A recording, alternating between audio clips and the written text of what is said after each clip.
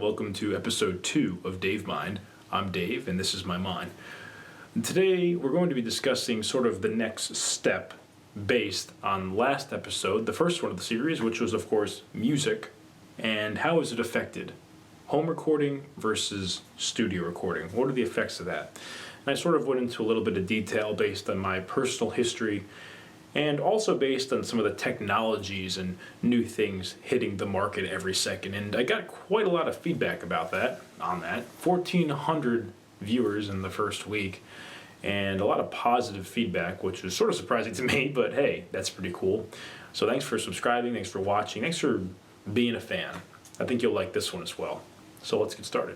When I decided to do this for the second episode, I had a whole bunch of different ideas in mind, but I sort of had to go this way because the last episode didn't really leave me very satisfied with respect to describing all the different technologies and how it's affected people on the consumer end of things. It was more of on obviously the producer side. If you like to reference it back, obviously you can watch the first episode, but basically discussed recording.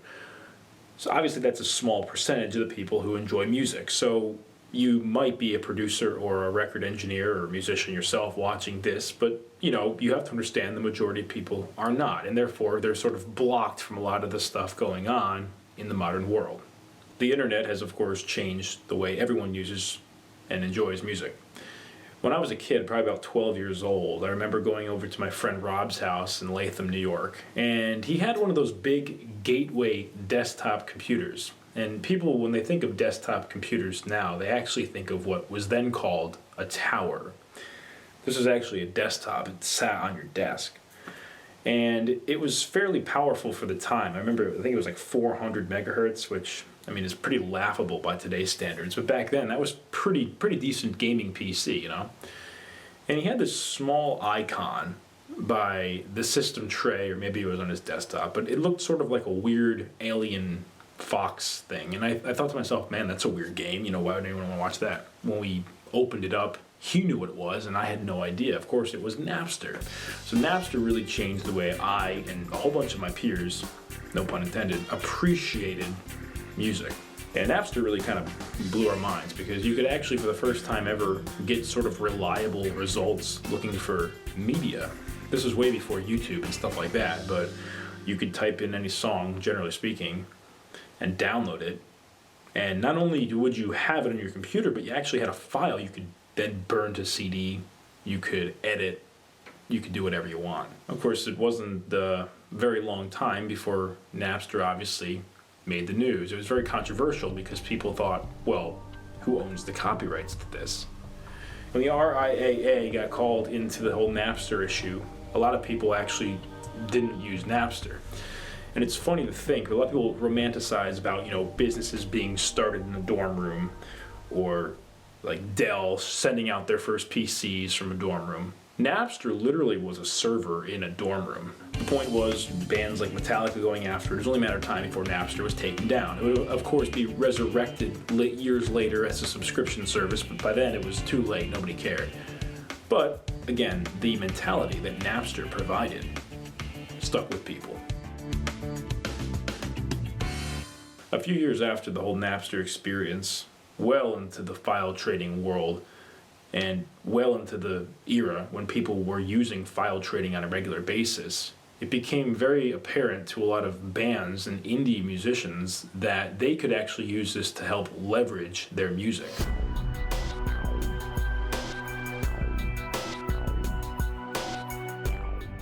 So already you can sort of see this dichotomy boiling behind me. We have the major artists, Metallica, Warner Brothers Music, that type of thing, saying, we can't have this.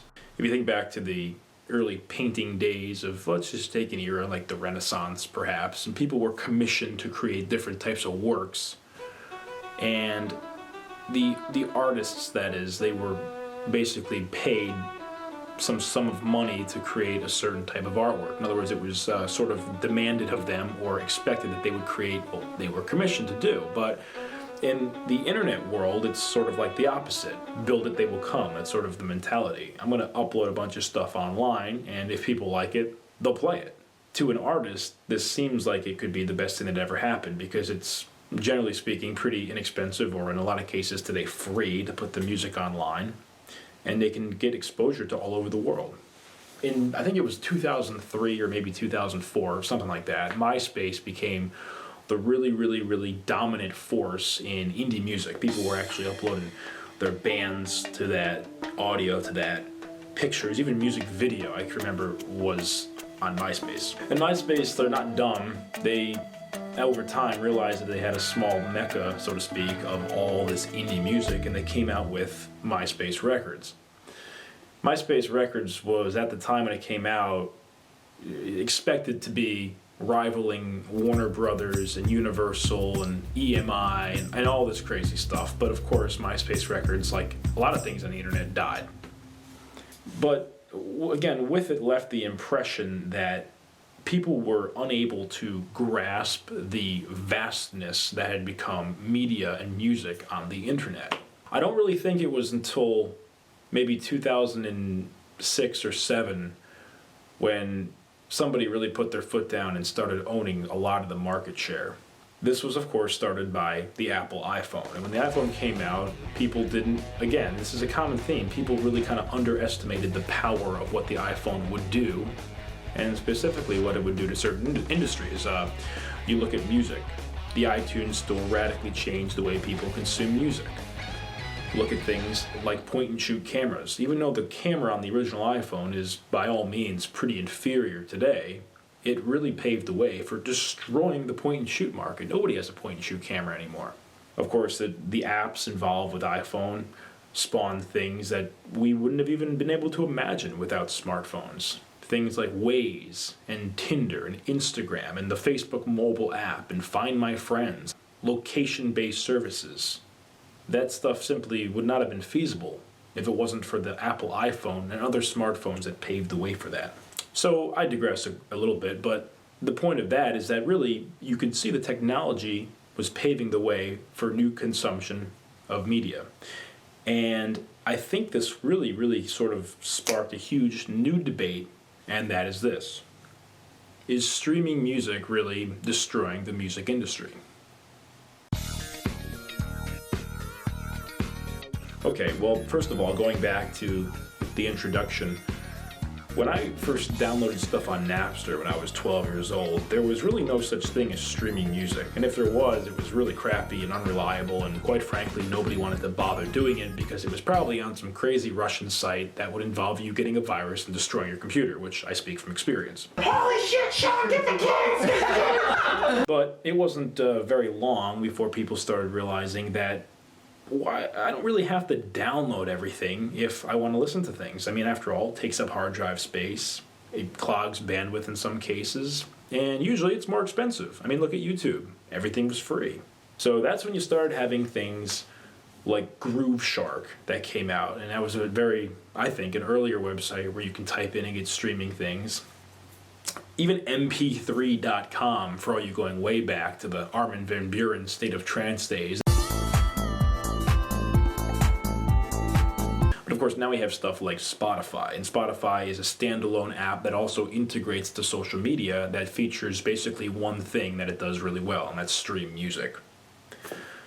There's always been a big argument over things like Spotify, specifically from the artist's side, because of royalties. And when an artist sells an album, traditionally they would get money, obviously, because it's their intellectual property that's being reproduced and sold. But when you talk about streaming things, there's no longer that selling aspect. It's sort of like you just stop by, listen, and leave. The really weird, interesting aspect, though, is that the technology like Spotify can keep track of how many plays there are. So the easy rebuttal to that argument of not being paid would be, yeah, but you can count how many times the song is played and streamed, so really you could actually, in theory, make even more money. Of course, a lot of artists, Taylor Swift comes to mind, and a lot of big-name artists have basically made the media news in the past few months and years by saying things like, well, as the artists, we should get kind of a bigger piece of the pie, you know, or kind of doing the work, and you guys are screwing us over. And while it's true the artists do make pennies compared to the dollars they used to make, you got to realize that there's so much more music out there. I think it's sort of like a inevitable point.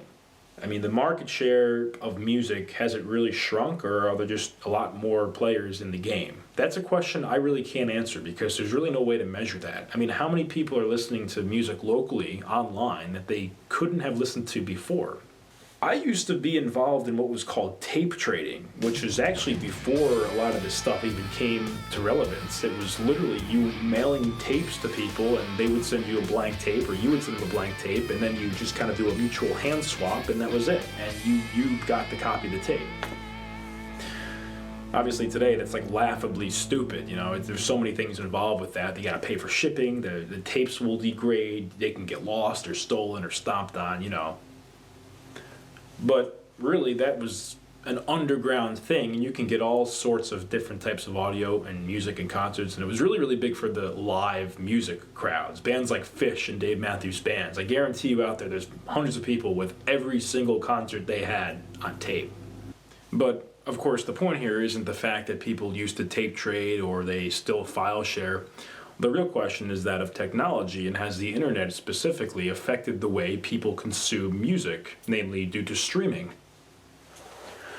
I mean, look, the bottom line here is I think it's really, really good for the average musician, for the art form, in other words, to get their music out there, regardless of if it's being paid at the maximum sum or not.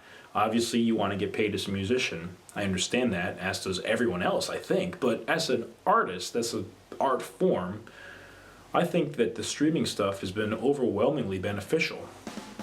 Getting back to how royalties are kept in the streaming environment, artists are pretty much paid by plays. So instead of them being sales, they're plays.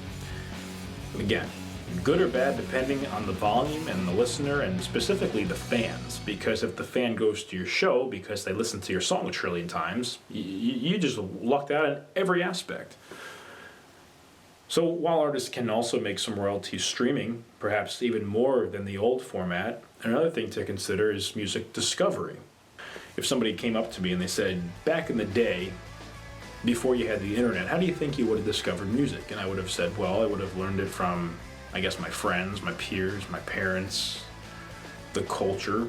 But the culture revolves a lot around television and radio and stuff like that. So I think maybe MTV, or dare I say FM radio. You know, I think we sort of discredit the discovery aspect of the internet. I know thousands and thousands of artists and albums and musicians and bands that really I would have never discovered if it hadn't have been for the internet. It's amazing. You can pull out your phone in a bar and click a button and it tells you what song it is, using things like SoundHound or whatever that is. I mean, that's amazing. I was joking with a friend. I was at a mall once, and by the way, I hate malls, so not recommended. But I was in the mall, and I heard a song come on, and I heard this one hook. And I was like, what is that, you know?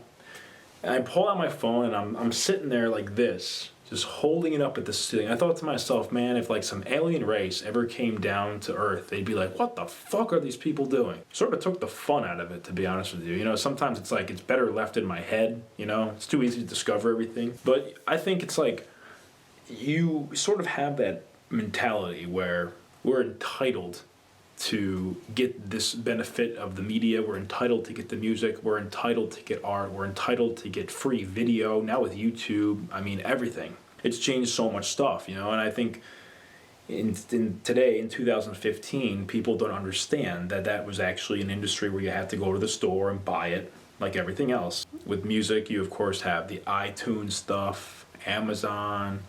For the more indie stuff, there's SoundCloud, there's Bandcamp. I mean, literally, I can just go on forever about all the sites you can host your music on, sell it, or just simply host it on there. And it's unbelievable.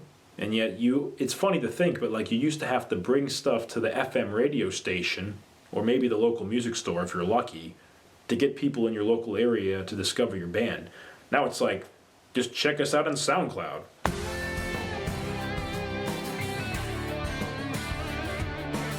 I think it's also interesting to look at how the internet has affected different industries like film, for example. So, Netflix has largely destroyed the way people approach movie theaters. I don't even know how they're still around, to be honest with you. It's kind of wild to think, this is just sort of a side thought, but it's sort of wild to think how data, specifically cell phone data, has been a huge influence on how people stream music. Back in the day, when cell phones didn't have all the smartphone capabilities they have today, the number one revenue generating service for the cell phone people were voice plans involving voice minutes, which was sort of like data because it was carried over the data lines unless it was an analog phone, which is way back. I'm not that old. But now, since everyone has unlimited phone calls, unlimited text, unlimited minutes, they used to be nationwide minute, now people just use gigabytes in terms of how they measure their use. And of course, the cell phone providers say, we're going to charge you by the gig. Yeah, it's pretty much a huge scam, but they have to eat too, I have my Spotify in my car, and I actually have sometimes found myself not using it because I don't want to incur the data charges on my phone. It's like, well, I could have downloaded it on Wi-Fi, I understand. But hey, that, like I said, that artist, that count, they're not going to get counted today on Spotify.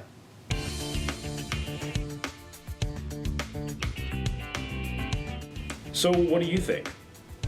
Is streaming music better than buying music online? And this has been largely affected because people can so easily exchange music and ideas and media on the internet.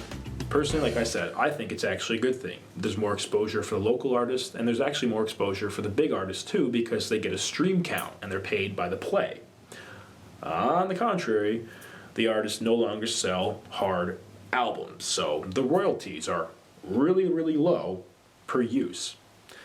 On the other side as well is the fact that the artists now no longer have such a big market share because all these new people that are entering the playing field. So what do you think? As a musician, I think I'm probably a little biased in this regard. If I ran a record label, maybe I'd have a different opinion.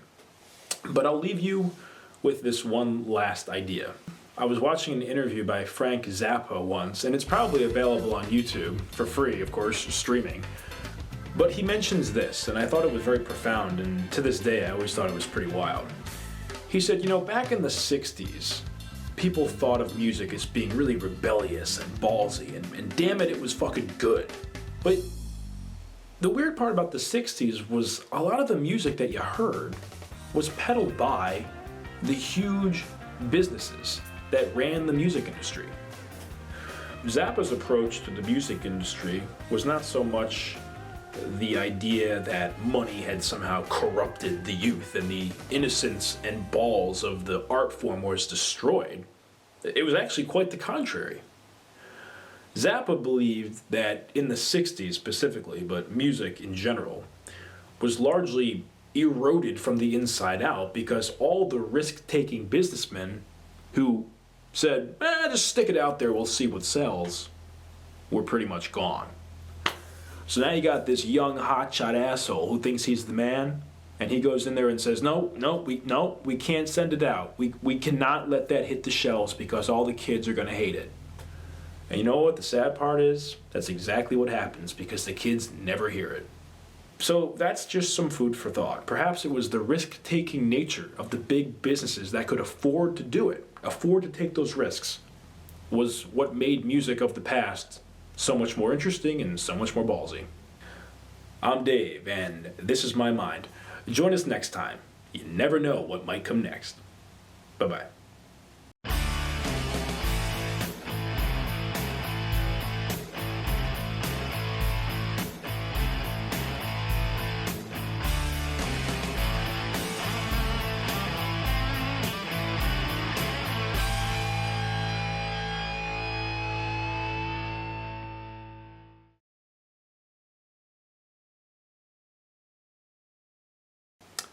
Pretty sure that's why Google has that incognito tab on your browser. You can pause it and look for it. It's on there.